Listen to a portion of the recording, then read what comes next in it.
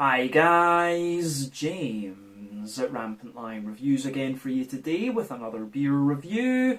For this one we are going to stick to Scotland and we're going to have a look at another collaboration beer. So both of the breweries involved in this one have featured on the channel before, albeit, just once or twice. The home brewery in this case is a relatively new addition to the Scottish beer scene, but they've built a very good reputation for themselves. They're known for being quite quirky and trying lots of different styles, and I've certainly been impressed with the beers that I've tried from them so far. But the away brewery have been around a good bit longer, and they've done a wide variety of different beers, very well rounded, but unfortunately I just haven't come across their beers all that often. So I haven't managed to review many on the channel as of yet, but hopefully that's something that we can fix a little bit later on.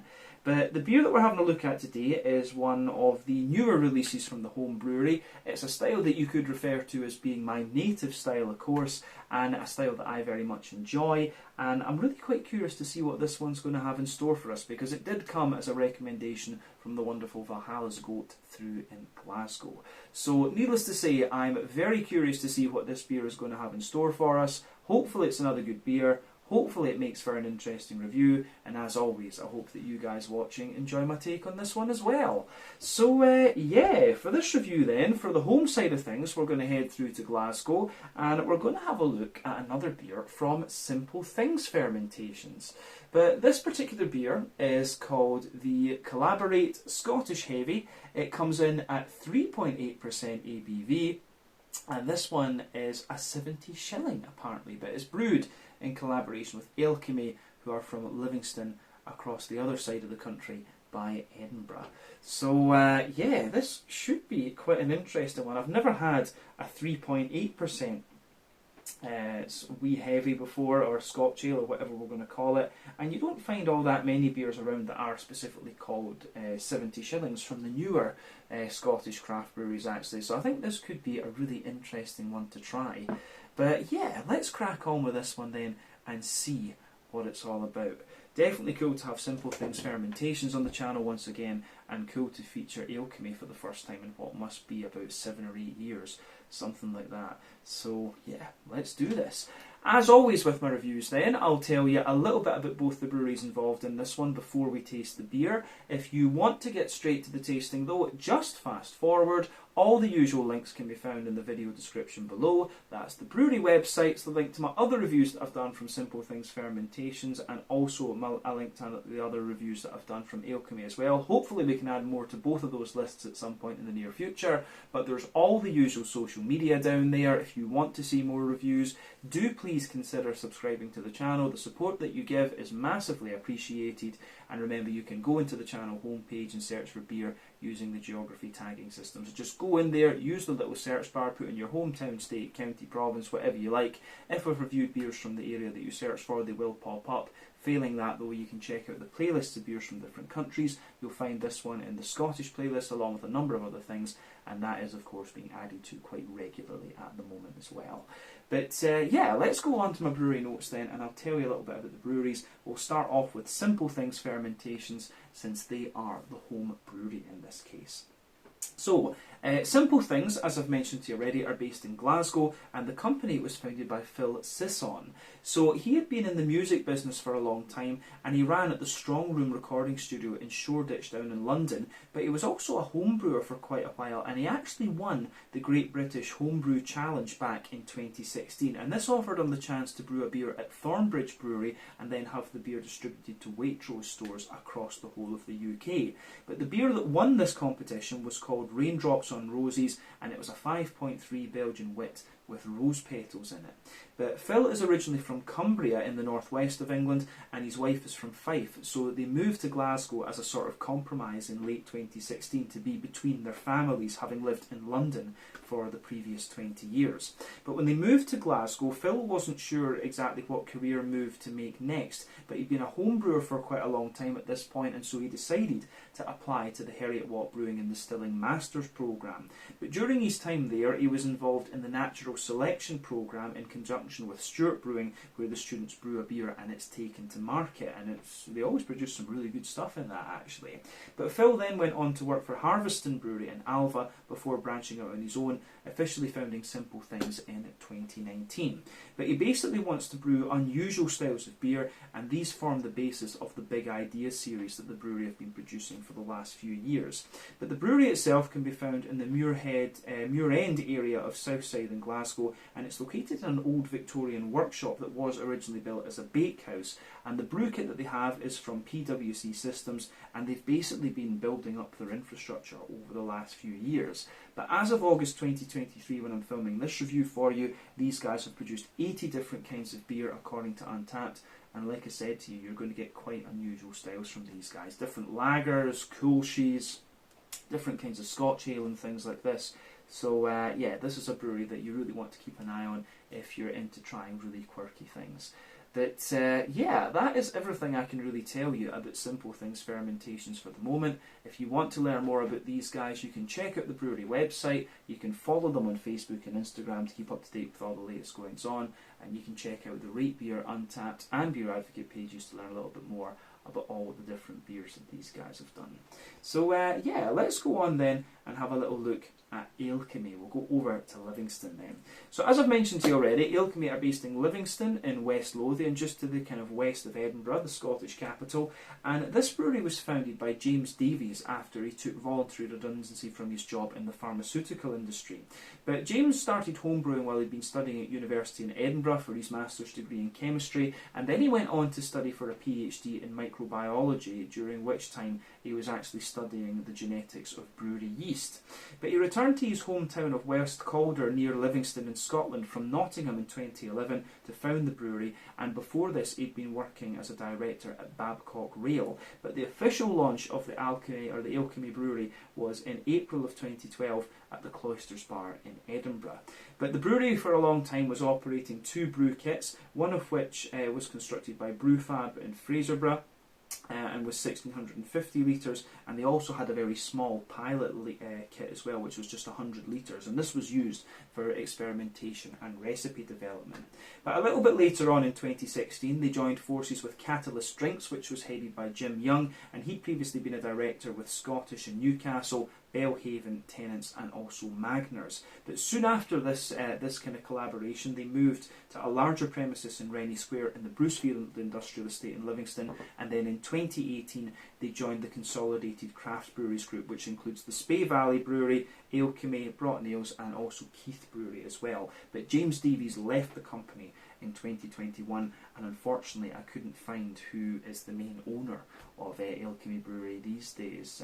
So yeah, I don't know if it's Kevin Hope. That was a name that actually came up a few times when I was searching, but yeah, he seems to be someone that's quite instrumental in the running of the Alchemy Brewery these days.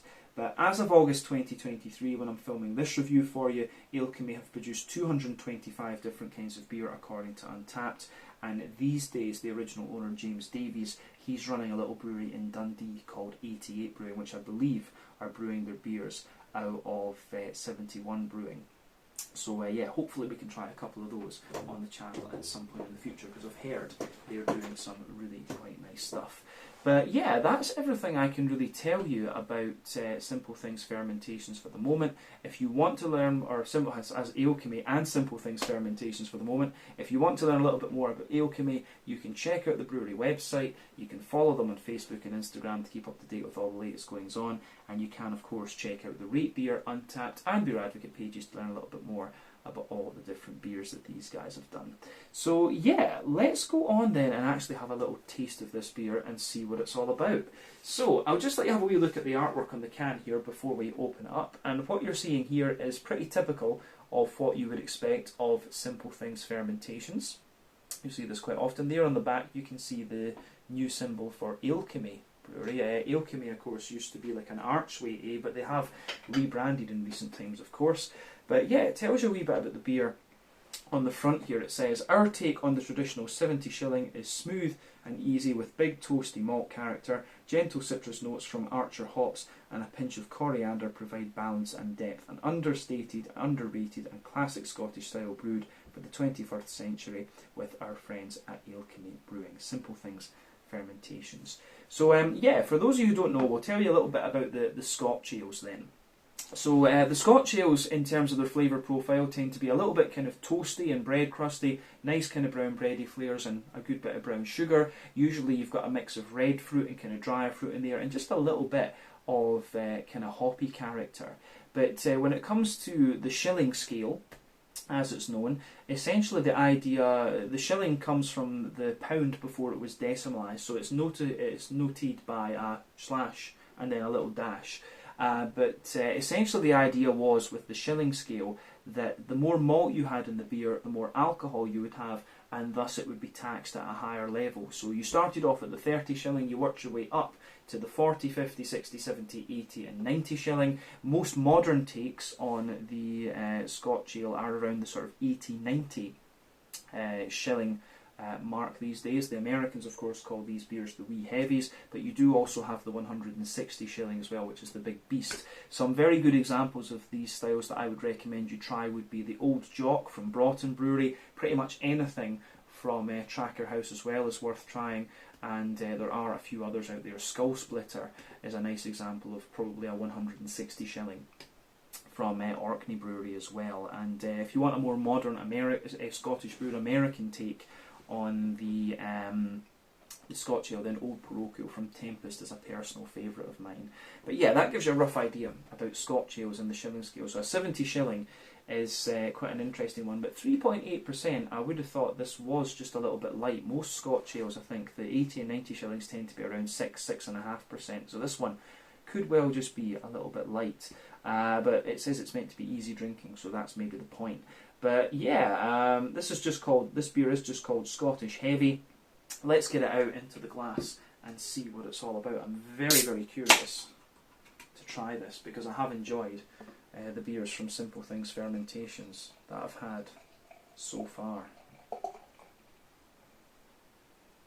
So I think that will do for a wee look at the colour of the beer and things like that before we taste it. But yeah, we've got about 75% of the beer into the glass. So let's have a wee look at this then. You can see that the beer is poured with about a quarter to a 1/3 finger of a kind of fawn ivory coloured head. That's just faded away to be a very kind of thin foamy layer, and then it's just kind of disappearing away. And then round the edge of the glass you've got that kind of little ring there. So you can see some medium sized bubbles sitting on the liquid, a few kind of smaller bubbles, just foamier bubbles as you go further up the glass. But you do have this lovely, it's like a kind of unstained mahogany type colour you have with this beer. It looks really nice. It's almost like a kind of light amber, well, medium amber at the same time actually.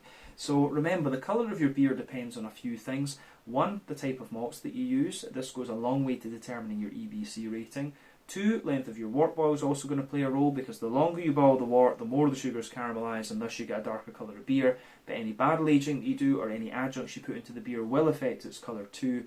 But when it comes to Scotch ales and things like that, they can actually be affected a little bit by adjuncts and barrel aging. But at this ABV at 3.8%, I don't think you're going to have to care about that too much. It's more the big American brewed takes on the Scotch ale, as well as those from the more modern craft breweries in Scotland, if you like, that you're going to have to care about that with. But yeah, colour wise this looks nice. It's actually got a little bit of a natural haze to it, this beer. One or two big bubbles sticking toward the side of the glass with this one, and a few just going up toward the surface of it there. But overall it looks really quite nice, this one. In terms of, you know, comparing this to other styles, it could pass as like a Märzen or something like this. Just a nice kind of light amber sort of colour. Copper is probably a good way to describe this one too. But yeah, let's have a wee look at the aroma of this one then and see how we get on. Nothing too surprising about the appearance of this beer then, so we'll just take a little look at it. Let's do this. That does smell really nice actually.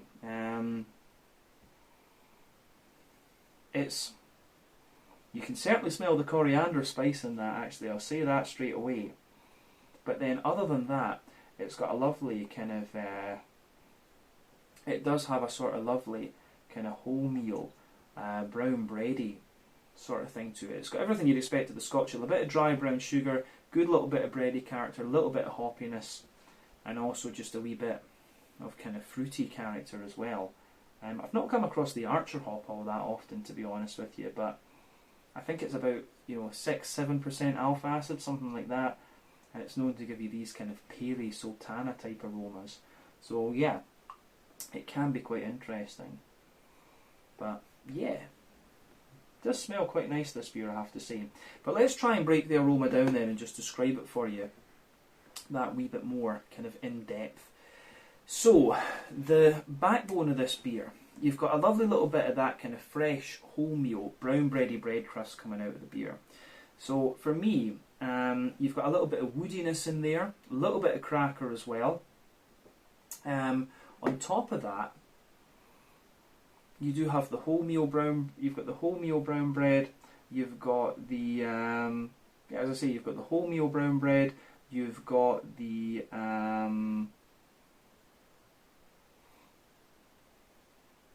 you've got the wholemeal brown bread. You've got a bit of nuttiness in there. You've also got the coriander just kind of pushing its way out of this one, and I think that's really nice too. But yeah, a nice kind of coriander sort of notes coming out of the beer.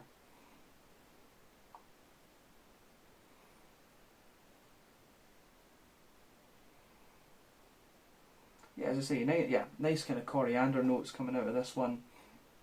You can smell that just mixing in with this whole brown bready sort of vibe that has. There's almost a little bit of rye bread in the base, wholemeal brown bread above that, and then you've also got that little bit of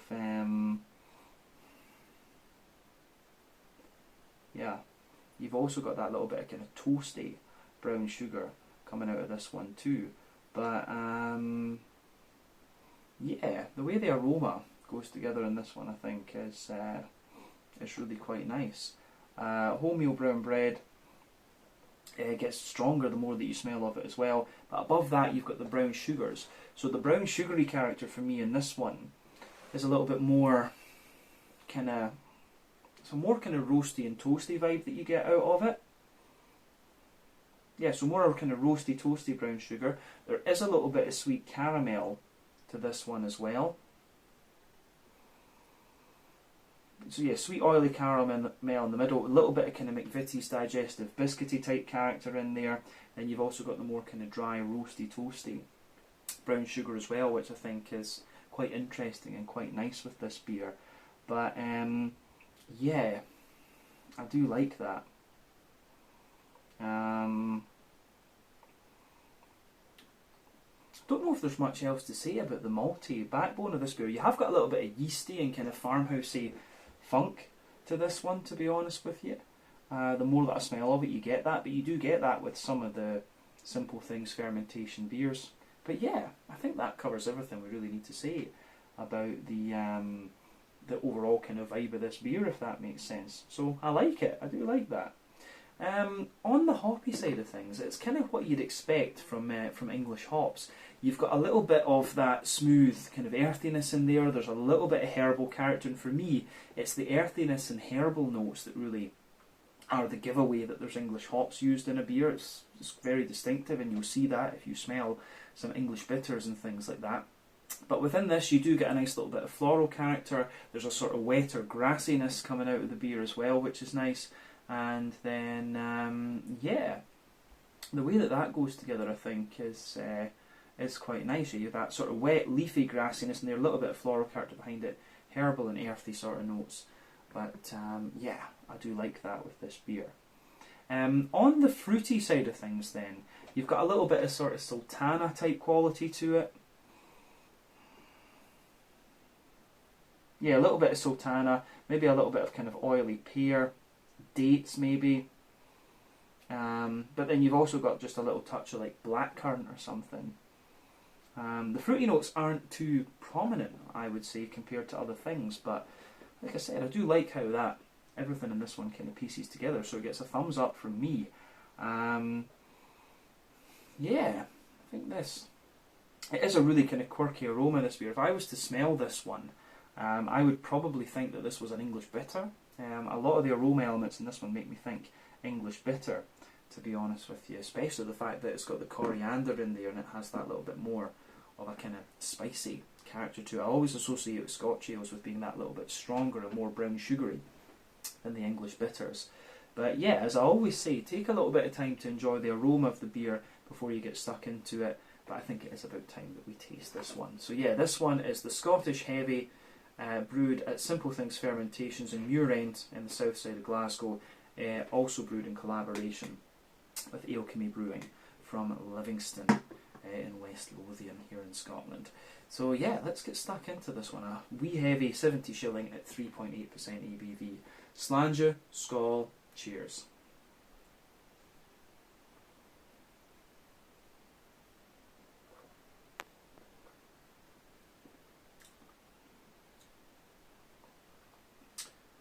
Oh yeah.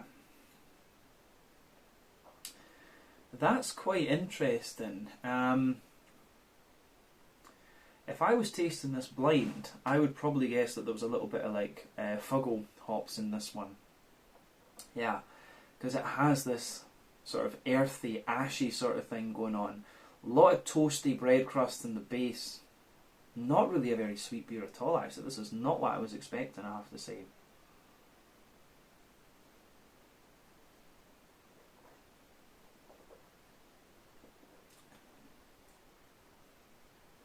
Yeah, it's interesting stuff, this. This is the sort of beer that people who are into, you know, the very traditional English bitters and stuff like that would really enjoy. For me, from a wee heavy, or a 70 shilling or whatever, I would just want a little bit more brown sugar out of it. I'd want a little bit more of the... It has got the kind of bready element. It has, you know, obviously this one's got coriander in it as well, which gives it that more kind of sort of dry and spicy character. But yeah, from a shilling ale, I would just want a wee bit more kind of brown sugar out of it. We have to remember as well, though, that it's only 3.8% ABV, and you probably have to go closer to the 5% mark to kind of get some of the brown sugary notes, because some of it is going to come from the alcohol flavour as well. But it's an interesting beer, this one. It's certainly nice and drinkable, but I think compared to the other things I've had from Simple Things Fermentations in the past, the other ones I've just preferred, to be quite honest with you. And the other beers I've had from Alchemy as well have just been that little bit kind of bigger and bolder and things. And you know, that's one thing you do have to be aware of these days when you're reviewing beers, is that you know, there is always that kind of push to have more and more flavour in these beers. It's one of the things, and when you go to something that's a little bit more traditional and kind of old school like this, it can just be not, you know, it can just be not quite as kind of bold and kind of striking as some other beers are going to be. This one's interesting. Like I say, I have had better beers from both breweries in my opinion, but that is just, you have to remember with these reviews, it is a personal opinion.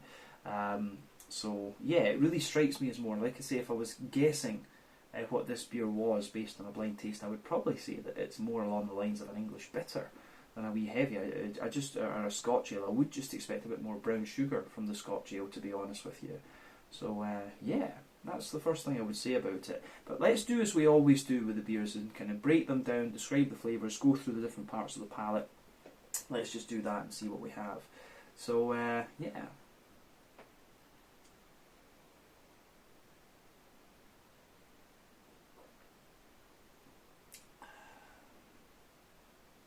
Yeah, for me, if we start on that middle third of your palate then, the backbone of the beer, you've got this, in that middle third of the palate, you can feel this lovely kind of dry, brown bready bread crust just sitting there. So yeah, dry brown bready bread crust is just sitting there in this one. On top of that, as you move further forward on that middle third of the palate, you get a little bit of woodiness in there. Then above the bread crust, you've got a kind of crackery type note coming out of the beer, and then on top of that, you start to get the sort of wholemeal, brown bready character out of this one. And it has this slightly herbal, vegetal sort of thing to it from the coriander. That brown bready layer that the beer has is all about the kind of coriander spice.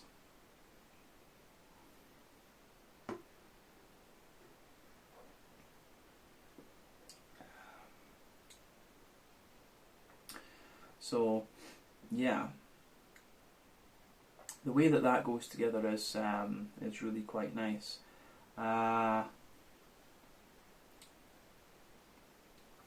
Yeah, I think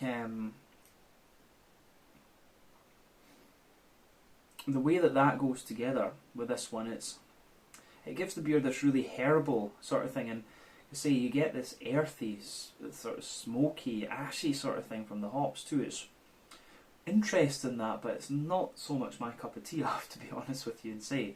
But yeah, above the kind of brown bready character that this beer has, mixed with all the coriander spice. The coriander is a bit more prominent toward the back of that middle third of your palate. On top of that, you have the you can feel on top of that wholemeal brown bready layer, you can feel a slightly more dense bready layer coming out of this one, which is obviously going to be from the wheat that's in there. And on top of that, you get a tiny little hint of, like, there's like a little circle in the middle of your palate that's got a very light kind of sprinkling of biscuit, and in the dead centre of your palate you might just find a little tiny hint of caramel out of this one. But yeah, this beer overall, it really leans more toward it really does lean more toward a kind of McVitie's digestive biscuity sort of thing in terms of the sweeter side of the beer. It's really a more kind of bready beer, this one. But yeah, I think we can leave it at that for the middle third of the palate then. Let's go to the back third of your palate. So as I've often said, further forward on the palate you're going to get the sweeter flavours. Further back on the palate you're going to get the more dry and bitter flavours. But on the border region between middle and back third of your palate, you're going to get that nice little bit of bready build up in there, so you can feel a kind of wholemeal brown bread in the base and then a more dense brown bread on top of that. As I've often said, the back third of your palate is going to give you similar flavours to the middle third of your palate, just at different intensities. So be aware of that as well.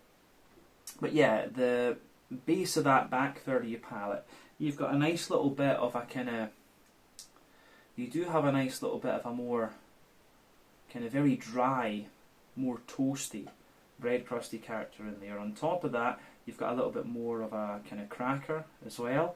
Then you've got the kind of wholemeal brown bready note sitting on top of this one. So yeah, more wholemeal brown bready character in there, and you can feel that flavour's just a little bit lighter and more airy. Then above that, you can feel the more dense wholemeal brown bready character from the wheat, and there's a wee bit of the dryness of the wheat just sitting on top of that too. But as is often the case with Simple Things Fermentations, their beers are quite yeasty and quite farmhousey leaning.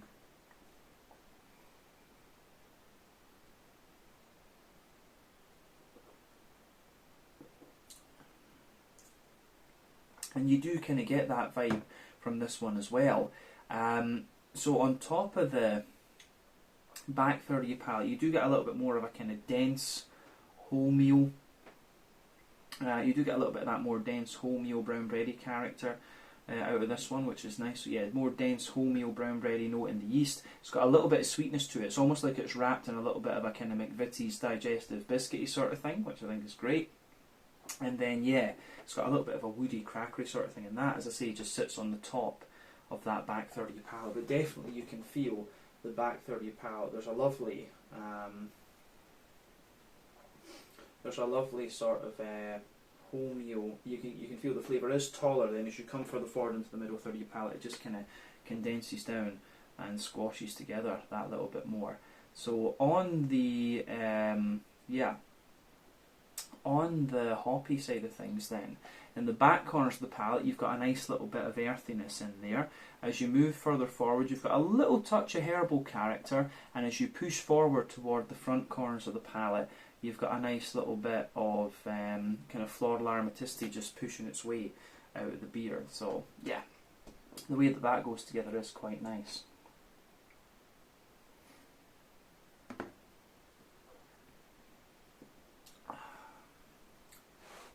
So yeah,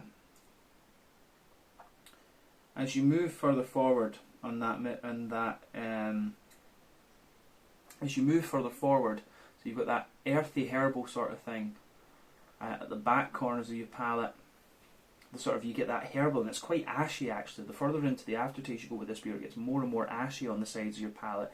and you get the more floral notes as you reach the front corners of your palate. But round the front curve of the tongue, it's a little bit lighter and more grassy. So yeah, the way that that goes together, I think, is really quite nice. Yeah, that's good. I mean, you get the hoppy character in this beer is typically English, I have to say that about it. So yeah.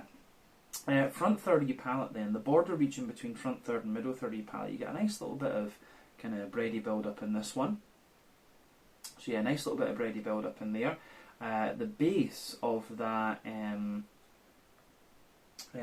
build up in there, you've got a bit of the coriander, then you get the wholemeal kind of brown bread and the more dense wholemeal brown bread above that. The base of the front third of your palate, you get the bread crust, the wholemeal brown bread, and then yeah, a few other things coming out of this one. But then you get that nice oily bubble where the juicy fruity esters just roll their way out of the beer.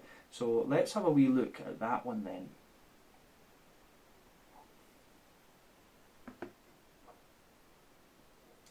So yeah, for me, the back of that front third of your palate, it has got a little bit of like a sultana type quality to it, you know, dry white green grapey character in there. So yeah, a bit of sultana.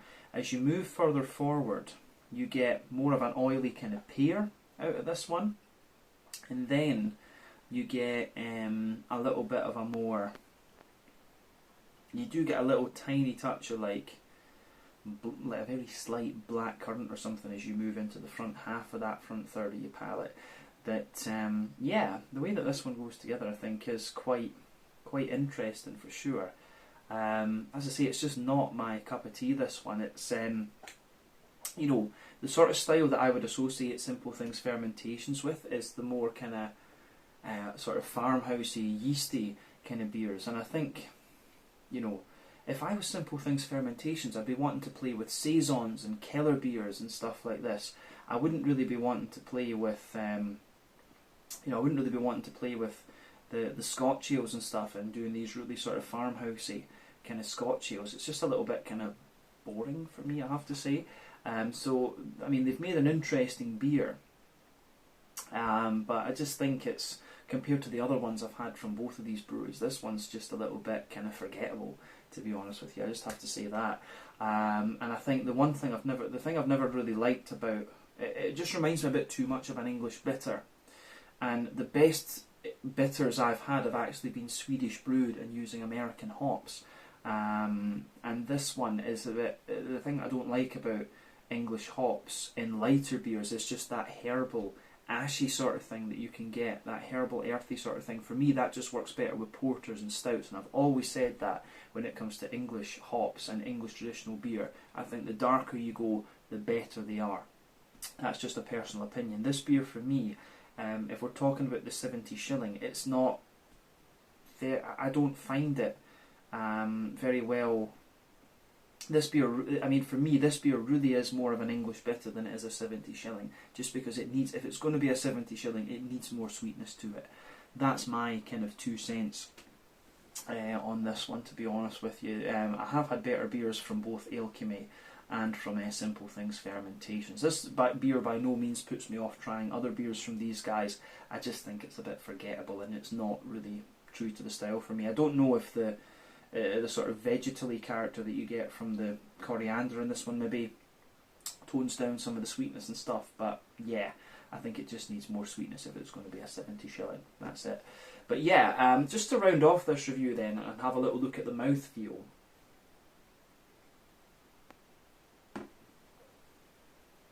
For me,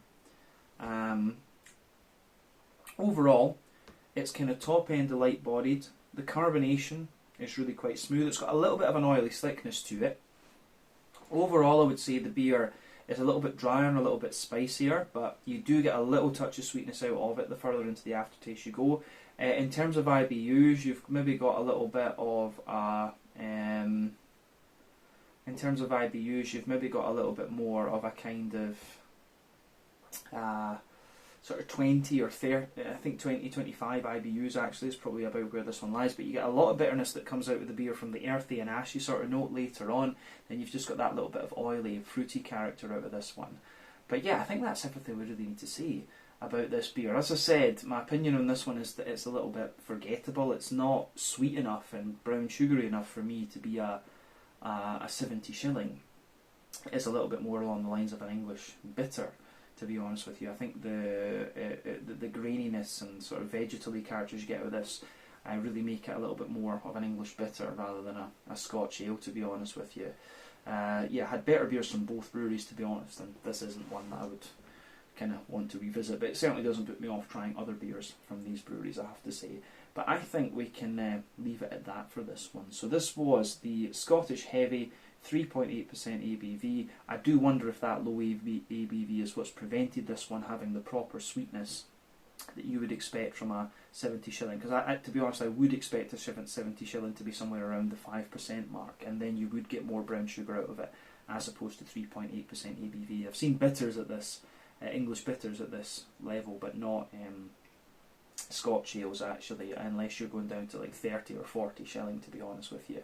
But yeah, food for thought there. A little bit of oily, fruity character out of this one. The malt base has dryness underneath, smoothness in the middle, along with a kind of spiciness and a wee touch of sweetness on top. But yeah, not my favourite beer I've had from either brewery, needless to say. But yeah, let's leave it there. Once again, thank you for watching my beer reviews. Until the next time, please like, subscribe, share, all the usual YouTube stuff. Let me know your own thoughts on this beer in the comment section below. Let me know what your favourite beers are from Simple Things Fermentations as well. We will need to look at some more Keller beers and saisons and stuff like that from these guys, because with the more yeasty character they have, as I said, this is where they really shine. And Alchemy, we need to have a look at some of their newer beers as well and see what they are doing. I've heard that they've got some really nice stuff these days too.